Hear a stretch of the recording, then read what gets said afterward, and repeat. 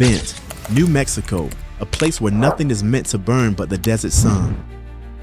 But in the early hours of January 22nd, police responded to a call on Nogal Canyon Road, not for a family tragedy, but for a raging fire. The object burning was a 2007 blue Subaru, and inside that vehicle, investigators would uncover a triple homicide so savage. Pretty upset. He was looking for Vic when we were up there the other day. Who had passed away in 2023 and had since been occupied by his closest relatives. You can make an argument that Bakersfield being a terrible place.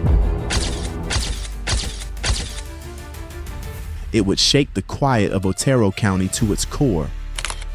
When first responders extinguished the blaze, the horror was immediate. Inside the melted wreckage, they found not just metal and soot, but a human skull and a rib cage. The Office of the Medical Investigator later confirmed 3 badly burned bodies were stacked inside the car. At least one victim had suffered a gunshot wound to the head. The vehicle was registered to 68-year-old Victor Perea, who lived just a short distance up the road with Mary Mauser and Killian Mays. They were all missing.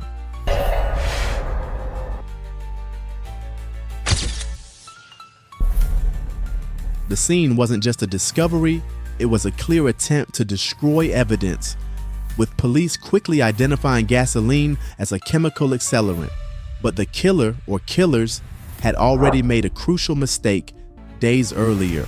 2 days before the car fire on January 20th, a neighbor, Mike Blett, had called the sheriff's office requesting a welfare check on the Perea residence. Blett had been communicating with Killian Mays, a 27-year-old man who lived nearby and was the stepson of Victor Perea. Mays initially told Blett that everything was okay, but then later called the sheriff's office himself to cancel the welfare check. When officers did enter the home later that day, the scene told a very different story from what Mays had claimed. The car was gone, and though no people were inside, there was missing carpet in the master bedroom, a bullet hole in the kitchen wall, and evidence of a massive, frantic cleanup. They found .22 caliber casings and live ammunition. They found traces of blood, and then they found the cleanup kit, an ice chest containing an empty bleach container, hydrogen peroxide, and latex gloves. Killian Mays. And another trail led police to Mays' stepsister, Cassandra Douglas, 28, in Roswell. She initially lied, telling police she hadn't seen Mays since before the fire, but surveillance footage and witness accounts soon broke her facade. When confronted again after Mays had been arrested in Mississippi, Cassandra's story cracked wide open.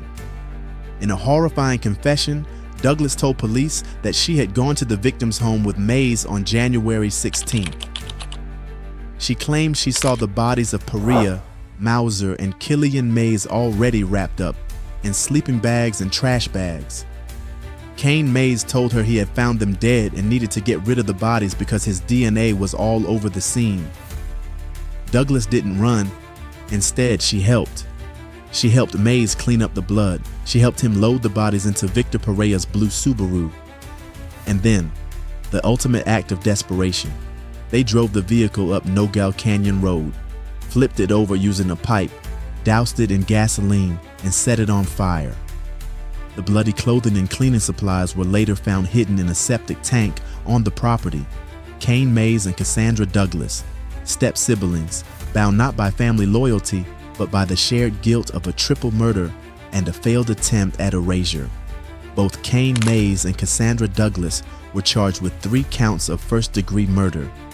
Mays faces additional counts for conspiracy, arson, car theft, and tampering with evidence. The family members Victor Perea, Mary Mauser, and Killian Mays were killed over motives that appear rooted in theft and financial gain. Their lives ending not in a dignified funeral home, but in the desolate wreckage of a burning car. A sickening end to a terrifying crime that started with a gun, a cleanup kit, and a chilling decision to cancel a welfare check.